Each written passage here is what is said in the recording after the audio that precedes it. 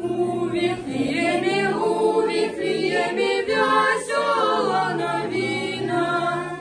Чистая дева народила сына.